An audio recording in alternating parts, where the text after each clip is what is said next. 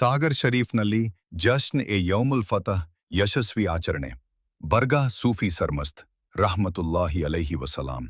ಇಮಾಮೆ ಕರ್ಬಲಾಯೆ ಸಾನಿಯಲ್ಲಿ ಜಶ್ನ್ A ಯೌಮುಲ್ ಫತಹ್ ಮೊದಲ ಜುಮೇರಾತ್ ಕಾರ್ಯಕ್ರಮವನ್ನು ಭಕ್ತಿಭಾವದಿಂದ ಹಾಗೂ ಯಶಸ್ವಿಯಾಗಿ ಆಚರಿಸಲಾಯಿತು. ಕಾರ್ಯಕ್ರಮದ ಅಂಗವಾಗಿ ಬರ್ಗಾಹ್ನ ಸಜ್ಜಾದಾ ನಶೀನ್ ಹಾಗೂ ಪರಂಪರಾಗತ ಮುತವಲ್ಲಿ ಸಯ್ಯದ್ ಮೊಹಮ್ಮದ್ ಮುಜೀಬುದ್ದೀನ್ ಸರ್ಮಸ್ತ್ ಸಾಹೇಬ್ ಕಿಬ್ಲಾ ಅವರು ಪರ್ಚಂ ಕುಶಾಯಿ ಧ್ವಜಾರೋಹಣ ನೆರವೇರಿಸಿದರು. ಈ ಸಂದರ್ಭದಲ್ಲಿ ಅಪಾರ ಸಂಖ್ಯೆಯಲ್ಲಿ ಭಕ್ತರು ಉಪಸ್ಥಿತರಿದ್ದು ಧಾರ್ಮಿಕ ವಾತಾವರಣದಲ್ಲಿ ಕಾರ್ಯಕ್ರಮಕ್ಕೆ ಸಾಕ್ಷಿಯಾದರು. ಇದಾದ ಬಳಿಕ ನಮಾಜೆ ಅಸರ್ ನಂತರ ಜಲ್ಸಾ ಎ ರಹಮತುಲ್ಲಿಲ್ ಆಲಮೀನ್ ಕಾರ್ಯಕ್ರಮವನ್ನು ಆಯೋಜಿಸಲಾಗಿದ್ದು ಭಕ್ತರು ಹೆಚ್ಚಿನ ಸಂಖ್ಯೆಯಲ್ಲಿ ಭಾಗವಹಿಸಿದರು. ಜಶ್ನ್ ಎ ಯೌಮುಲ್ ಫತಹ್ ಅಂಗವಾಗಿ ನಡೆದ ವಿವಿಧ ಕಾರ್ಯಕ್ರಮಗಳು ಶಾಂತಿಯುತವಾಗಿ ಹಾಗೂ ಯಶಸ್ವಿಯಾಗಿ ನೆರವೇರಿದವು.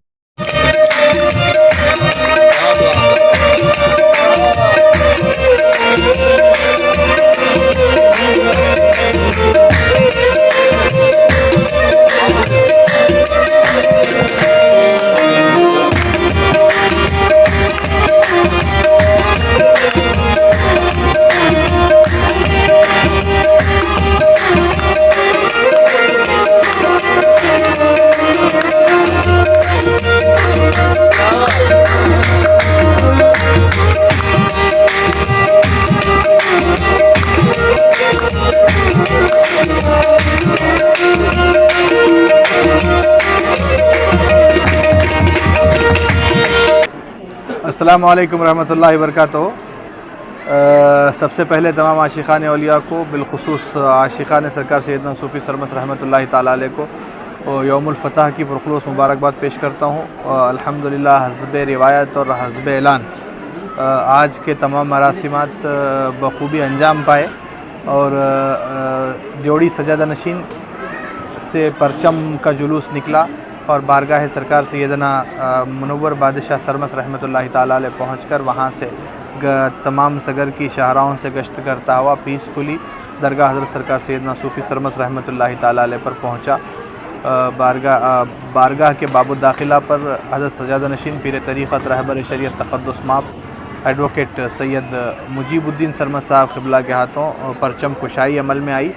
उसके बाद अल्हम्दुलिल्लाह हस्ब रिवायत बारगाह सरकार सैयदना सूफ़ी सरमस्त रहमतुल्लाहि ताला अलैह पर चादर गुल पेश करते हुए तमाम आलम के अमन व अमान के लिए दुआ की गई। उसके बाद दौरान समा जिसमें हज़रत हम्माद काशानी रहमतुल्लाहि ताला अलैह पर लिखी हुई हज़रत क़िबला सजादा नशीन की किताब जो यहीं शाहपुर के एक मशहूर राइटर कन्नड़ा राइटर गैब शाह साहब की तरफ से जो ट्रांसलेट की गई थी उसके कन्नड़ा वर्जन को लॉन्च करना था और रिलीज़ करना था और उसके साथ साथ दुआ का भी प्रोग्राम था। लेकिन उस मौके पर कुछ शरपसंद अनासिर ने इस तरीके से दरगाह पर एक हमला टाइप में कर दिया कि दरगाह के बिल्कुल बीचों बीच आकर दरगाह शरीफ की मज़ार के बाजू खड़े होकर गाली गलौज करना शुरू कर दिए और एकदम से नारेबाजी शुरू कर दी और ऐसा लगा कि कोई एक इलेक्शन चल रहा है। और मैं ख़ुद भी उनके क़रीब गया तो मुझे महसूस हुआ कि उसमें कई लोग शराब पिए हुए हैं और अपने गलत हालत के अंदर वो लोग मौजूद हैं।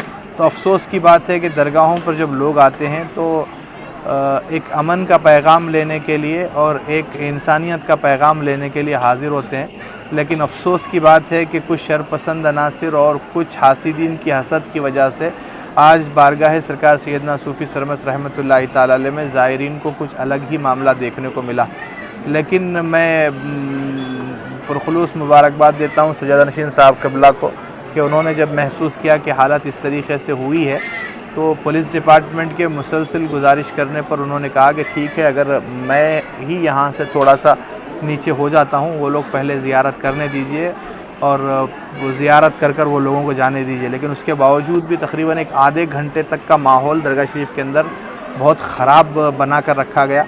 जो लोग भी यहाँ पर थे उन्होंने बराह रास्त उन तमाम चीज़ों को देखा है। ज़ादा फ़ारूक़ आज़म की मज़ार के साथ खड़े होकर गाली गलौज भी की गई, उसके भी वीडियो फुटेजेस अभी जस्ट मेरे मोबाइल के अंदर मौजूद हैं। दरगाह शरीफ के नीचे खड़े होकर ऐसे औरतों को लाया गया कि जो गाली गलौज कर रही थी, वो पूरा प्लान कर एक इलेक्शन टाइप का कैंपेन करने की कोशिश की गई, जिसके तमाम वीडियोस हमारे पास मौजूद हैं। लेकिन दरगाह शरीफ की हुर्मत को पामाल न हो, इसीलिए वो तमाम वीडियोस हम मंजर आम पे नहीं ला रहे हैं।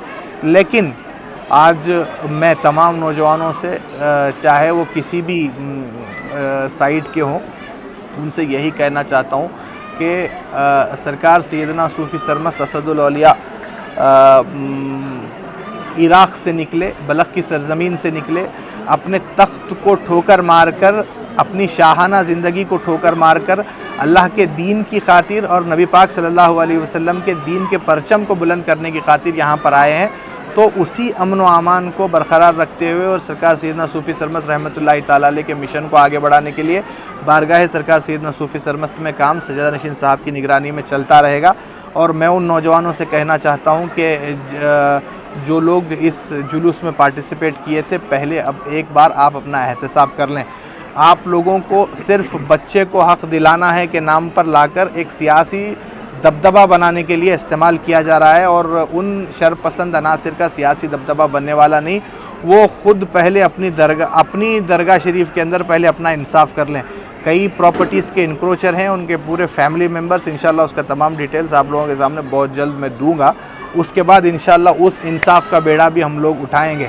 लेकिन यहाँ पर बच्चे को इंसाफ दिलाने के नाम पर, बच्चा भी हमारा ही बच्चा है, और उसको जो ही ये लोगों ने कहा कि हम बच्चे को खिलाफत देने वाले हैं, तो हम लोग असद बाबा के पास गए थे। मैं गया था और सज्जादा नशीन साहब क़िबला असद बाबा के घर को गए थे। जाकर हम लोगों ने कहा था कि 150 साल चलते आ रही हुई लड़ाई है, कभी तुम्हारे परदादा जीते थे, कभी हमारे परदादा जीते थे, कभी तुम्हारे परदादा सज्जादा नशीन थे, कभी हमारे परदादा सज्जादा। इन तमाम चीज़ों को परमानेंटली ख़त्म करते हैं, परमानेंटली ख़त्म कर एक एमिकेबल सल्यूशन की तरफ जाते हैं ताकि हमारी नस्लें आगे ना बढ़ती रहें। तो उस पर असद बाबा बहुत खुश भी हुए थे और कहा था कि मैं कल इसका जवाब दूंगा।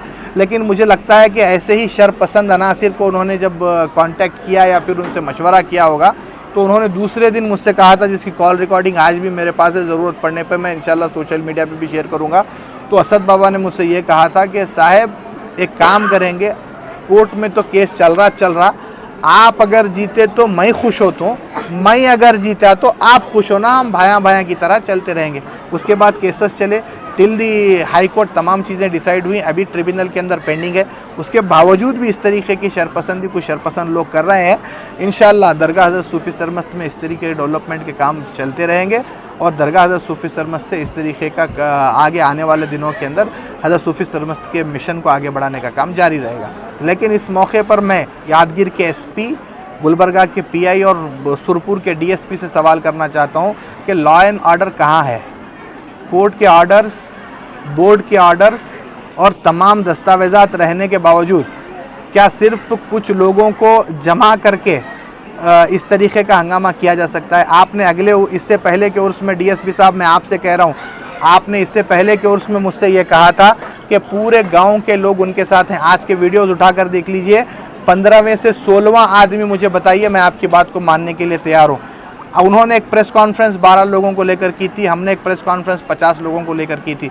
गांव किसकी तरफ है, गांव वाले किसकी तरफ हैं, वो उसके अंदर देखा जा सकता है। मैं ये कहना चाहता हूँ कि ये तमाम प्रोसेस को आगे बढ़ाकर लीगल फ्रेम के साथ एक मामला तय होने के बाद पुलिस डिपार्टमेंट अगर यही करना चाहता है कि लोगों को जमा करके इस तरीके का उर्स जाके इलेक्शन का मामला किया जाए, तो आने वाले दिनों में लॉ एंड ऑर्डर डिस्टर्ब होगा।